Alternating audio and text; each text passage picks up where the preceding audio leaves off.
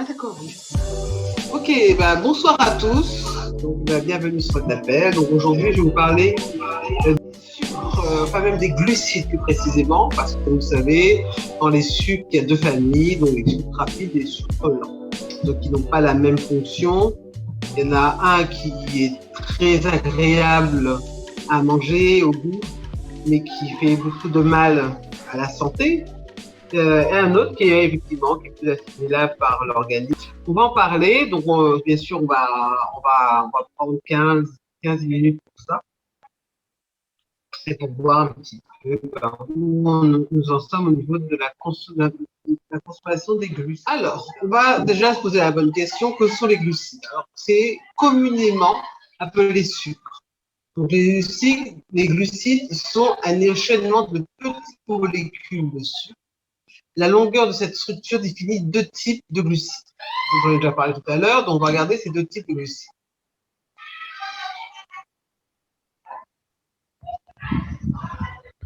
Alors, il y a les glucides simples, donc bien appelés donc sucre rapide, vous avez compris. Donc c'est le fructose contenu dans les fruits et le miel. Il y a le glucose, saccharose, sucre de betterave ou de canne. Le galactose dans les produits laitiers et certains végétaux. Et le lactose, c'est le sucre de lait. Donc voilà un petit peu les grandes familles, les différents types de sucre qu'on peut trouver dans la nature. Donc on va un petit peu développer. Alors, les glucides complexes. Alors, le plus courant est l'amidon. Il se retrouve essentiellement dans les féculents, le pain, les pâtes, etc. Le riz, les céréales, mais par exemple, et dans certains légumes tels que les pommes de terre, le manioc, les légumes secs. Donc voilà, en sucre est indispensable à notre organisme. D'accord? Donc c'est très important à savoir parce qu'il y a plein de personnes, là c'est des effets de mode. Attention aux effets de mode. Et par exemple, le régime sans sucre. C'est pas bon pour la santé, à éviter, mais vraiment à éviter. Donc 50 à 55% de l'apport énergétique. Même si l'on veut perdre du poids, le sucre ne doit pas être éliminé de notre alimentation. On risque d'affecter le bon fonctionnement de notre organisme. Donc, vous voyez, ça peut vraiment avoir des conséquences des fois graves. Donc le no-sucre n'existe pas, il ne faut surtout pas, en tout cas, le faire. Il faut choisir le sucre qu'on doit consommer. Donc, le non-sucre, vraiment, c'est l'énergie du corps, donc les calories, ce qui permet de vraiment de fonctionner, de marcher, etc. Mais il ne s'agit pas pour autant de consommer n'importe quel sucre et à n'importe quel moment. La meilleure solution pour répondre aux besoins énergétiques tout au long de la journée est de manger 5 petits repas par jour en privilégiant des aliments à indice glycémique faible. Cet indice glycémique, c'est-à-dire que le taux de sucre rapide est faible. D'accord? Donc, voilà, vraiment, on privilégie 5 petits repas avec des encas et pourquoi pas des encas sucrés, effectivement, à 10 heures et à 16 heures. Alors, qu'est-ce que l'indice glycémique? Donc, on va en parler tout de suite. Alors, c'est la capacité d'un aliment à augmenter plus ou moins rapidement le taux de sucre dans le sang, la glycémie. Donc, souvent, on parle de glycémie, vous savez, pour les diabétiques.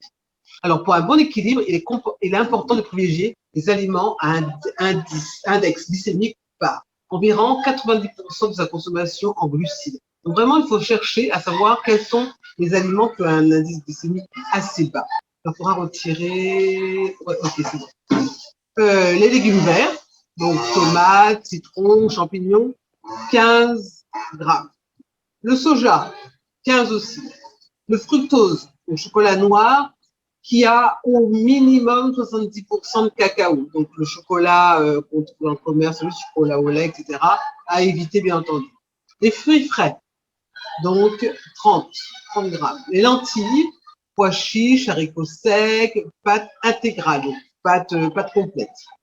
Le laitage, pain intégral, pois sec, vous voyez là où on en mange déjà à 35 grammes. Les pâtes complètes, les haricots rouges, on est déjà à 35 grammes.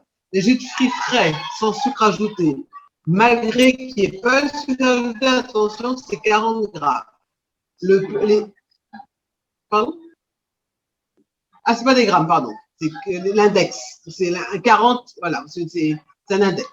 Les petits pois, donc 50. Et le pain complet, riz complet, céréales complètes, sans sucre, bien sûr, 50.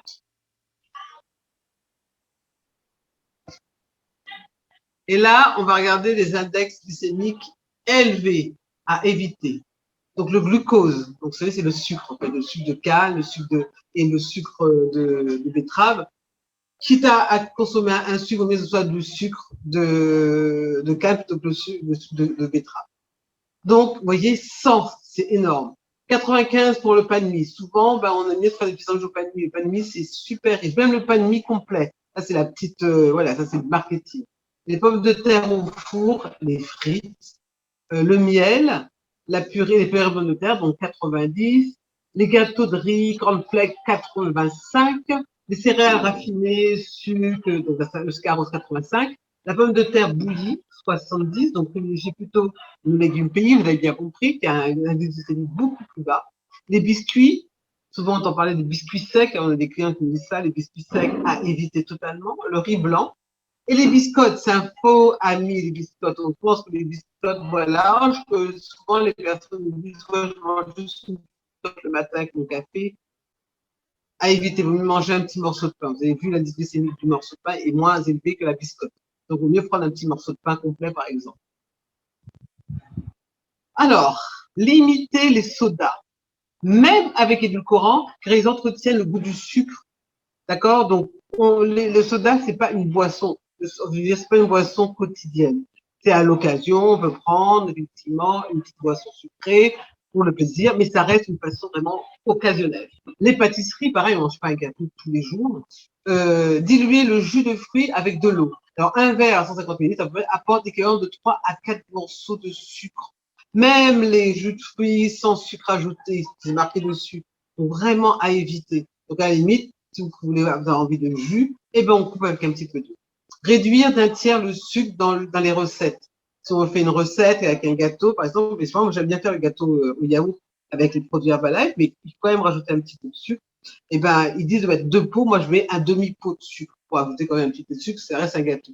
Ne pas aller faire les courses en ayant faim. Ça, c'est vraiment à éviter totalement. Parce que souvent, on se dirige vers les choses, des bonnes petites choses, comme on dit, hein. Et on n'est pas cartésien. On est... Après, pas de confiture sur les croissants ou viennoiseries. Ben oui, les viennoiseries et les croissants, c'est déjà au moins 800 calories. Si on rajoute encore du sucre, alors là, bien sûr, là, on peut monter le taux glycémie de façon assez importante. Intégrer des encas sains à son alimentation. Ça, c'est vraiment important. Les petits encas, donc ça peut être un fruit, ça peut être nos barres encas, bien entendu, hein, privilégié, les petites chips, nos chips, les petites graines de soja. On peut prendre aussi un verre de PDM. On peut prendre aussi Enfin, on a plusieurs encas. Donc, vous savez aussi que dans le F1, il y a du sucre, bien sûr, parce qu'on sent le consommer, c'est du fructose. Donc, c'est le sucre du fruit. Et il y a un petit peu d'aspartame aussi naturel. Donc, ça, c'est important par rapport à vos clients. Il y a un petit peu de sucre aussi dans le thé, dans les thés aromatisés, pêche, citron et framboise. Donc voilà, un petit peu aussi dans l'aloe, mais pareil, c'est fructose.